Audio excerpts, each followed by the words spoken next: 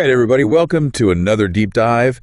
And today we're going to be unpacking a story called The Driveway Drama, Husband, Wife, and the Too Small Trunk. Ooh. It's a really, really funny story that we're going to be looking at. Sounds fun already. I think a lot of our listeners are going to relate to this one. It's about, those classic vacation packing struggles we all go through. Oh, yeah. The dynamics between partners and how they can sometimes clash when you're trying to cram a week's worth of stuff. Yeah, or maybe more than a week's worth. Exactly. Into a car that was maybe not designed to hold all that. Right. So we're going to dive into all that and see what this story tells us about ourselves, our relationships, and maybe even like what we really value in life. I love that. What are our priorities? Yeah, it's so true. It's funny how a simple story about packing for a vacation can actually reveal so much about who we are and what's important to us.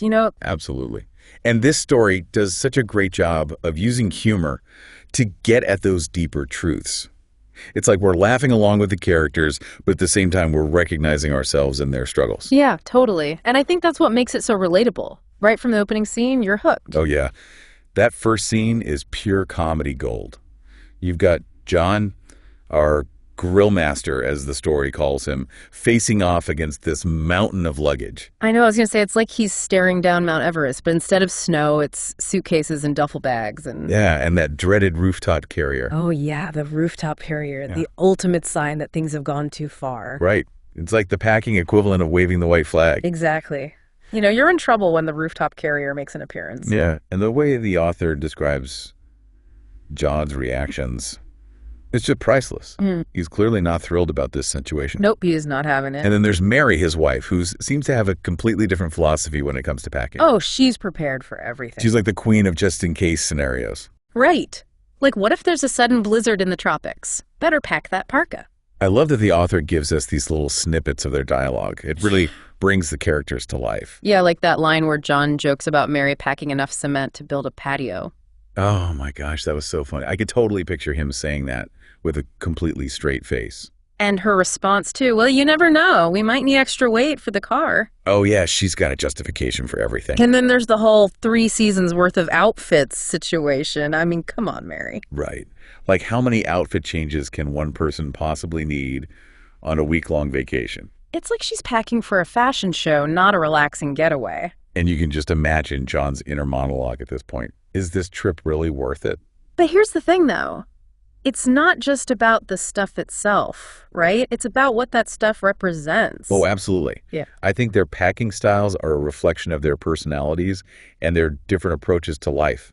Totally. John's all about efficiency and keeping things simple, while Mary seems to thrive on preparedness and maybe even a little bit of control. I think you're right about the control aspect. It's like by packing for every possible scenario, she's trying to exert some control over a situation that's inherently unpredictable.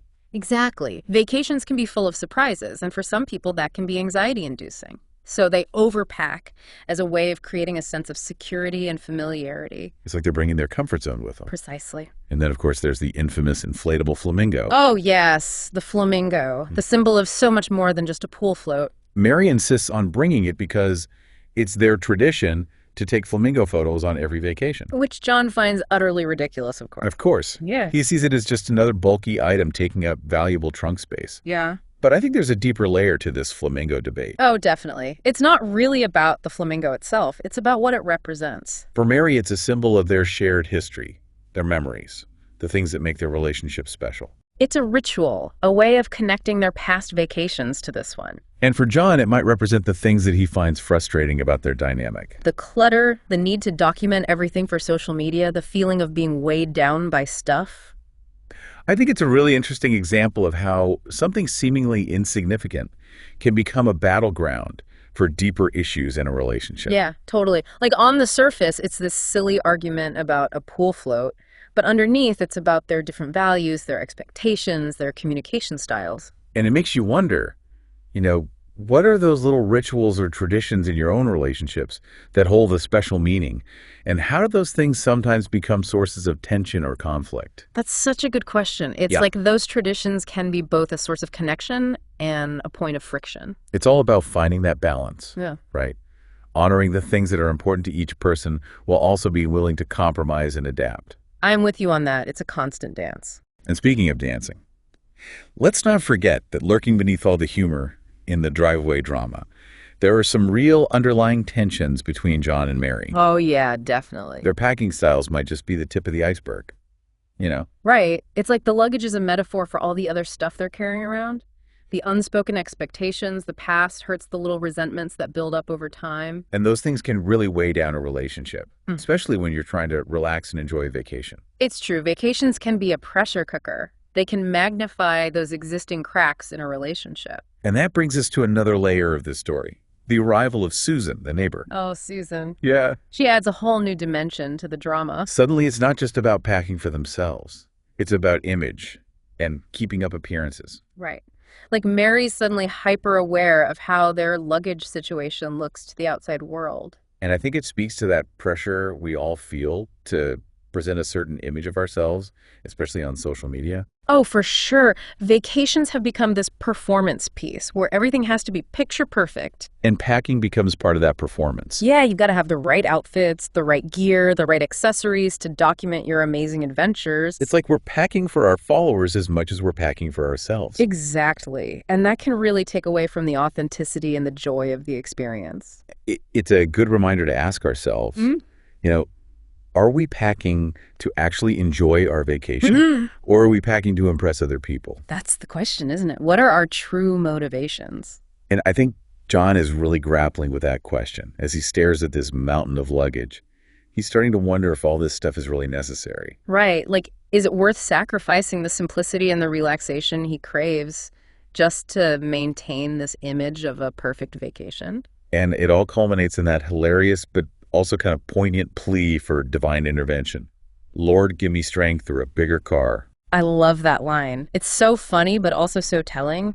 It's like he's acknowledging the absurdity of the situation, but he's also reaching for a solution. But is a bigger car really the answer? I think that's the question we're left with as we move into the next part of this deep dive. Stay tuned, because things are about to get even more interesting. So a bigger car, is that really the answer to their problems? Well, on the surface, it seems like a pretty practical solution, right? More space equals less stress when it comes to packing. I guess. But it also feels like there's something deeper going on with that line. Like maybe John's not just talking about physical space. Oh, absolutely. I think it speaks to a lot of the pressures and anxieties we face in modern life. Like what? Well, for one, I think John might be longing for more mental and emotional space in the relationship. I can see that. Maybe he's feeling a bit suffocated by Mary's need to control everything, to plan for every possible scenario. And by extension, her need to bring everything but the kitchen sink on vacation with them. Exactly. And that plea for a bigger car, it's almost like he's saying, if we had more space, maybe we wouldn't be stepping on each other's toes all the time. But of course, a bigger car will magically solve all their problems, will it? Nope. It's just a temporary fix, a way of avoiding the real issue, which is their communication and their differing needs. You know, it's funny because I was just reading an article about the psychology of overpacking, and it turns out there's a strong correlation between overpacking and anxiety. Really? Yeah. Apparently, people who overpack tend to be more anxious in general, and they have a higher need for control, especially in unfamiliar situations. That makes so much sense. Vacations can be unpredictable, and for some people, having all their familiar belongings with them creates a sense of security. It's like they're trying to bring their comfort zone along with them. Precisely. And in Mary's case, it's almost as if she's packing for every possible disaster, every what-if scenario. But in doing so, she's also bringing a lot of unnecessary stress into the trip. Oh, for sure. And I think that's where communication becomes so crucial. Like, what if John and Mary had sat down together before packing and talked about their expectations for the trip? Exactly. What if they'd made a list of what they truly needed versus what they just wanted to bring? Maybe they could even have agreed on a certain number of bags each. Or a weight limit. Okay, maybe a weight limit is a bit extreme. You're probably right. But the point is that by communicating and working together, they could create a more balanced and enjoyable packing experience for both of them. It's like instead of each person packing in their own little world, they're creating a shared packing strategy. Right. They're becoming a team, a united front against the forces of luggage chaos. And maybe in the process, they'll learn to compromise and understand each other's needs a little better. No, wouldn't that be nice? So it's not really about the bigger car, is it? It's about finding a way to create more space in their relationship. Exactly. More space for understanding, for compromise, for acceptance. You know, it's like that line from that old song, "What's love got to do with it?" Ooh, I love that song. Me too. Yeah. But in this case, it's more like, "What's space got to do with it?" Uh-huh. I like that. What's space got to do with it? Everything. Because if you don't have that space to breathe, to be yourself, to express your needs, then resentment starts to build up. And that resentment, it can really weigh down a relationship, just like too much luggage can weigh down a car. Speaking of which, remember that cosmetics bag Mary forgot? Oh, yeah, I'd almost forgotten about that. Well, I have a feeling it's about to make a dramatic reappearance. You think so? Oh, I know. So, let's see what happens next as we head into the final part of this deep dive. That cosmetics bag. I have a feeling it's about to cause some serious drama. Oh, yeah, you just know it's going to be the thing that pushes John over the edge. Well, let's find out, shall we? Where did we leave off? Yes, John's just managed to close the trunk after what I can only imagine was a Herculean effort.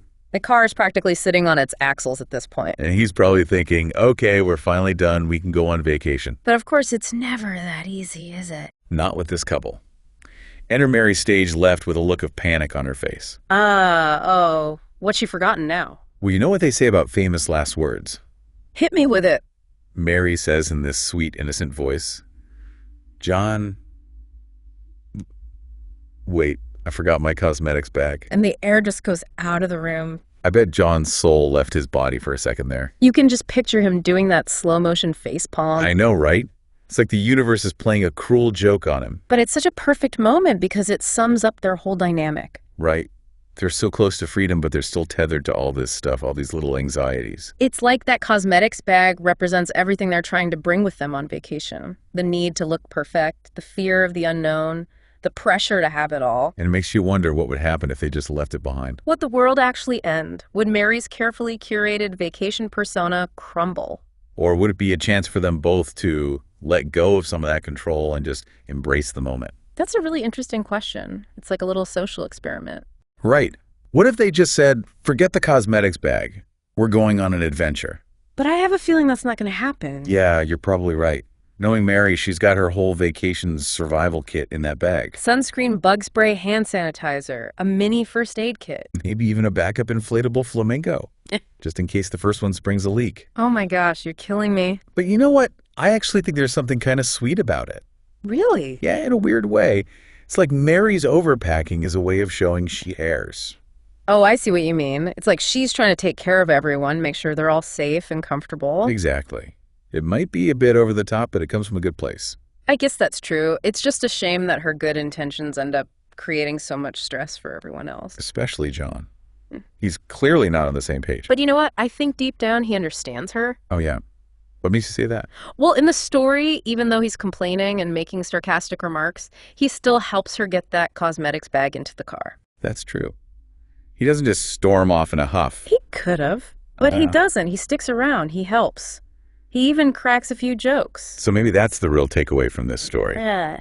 That love isn't always pretty or perfect or Instagram-worthy. Ooh, I like that. It's about accepting each other's flaws and quirks and finding a way to make it work, even when you're crammed into a car with enough luggage for a month-long expedition. It's about choosing to laugh together, even when you want to scream. And maybe even finding a strange kind of beauty in the chaos.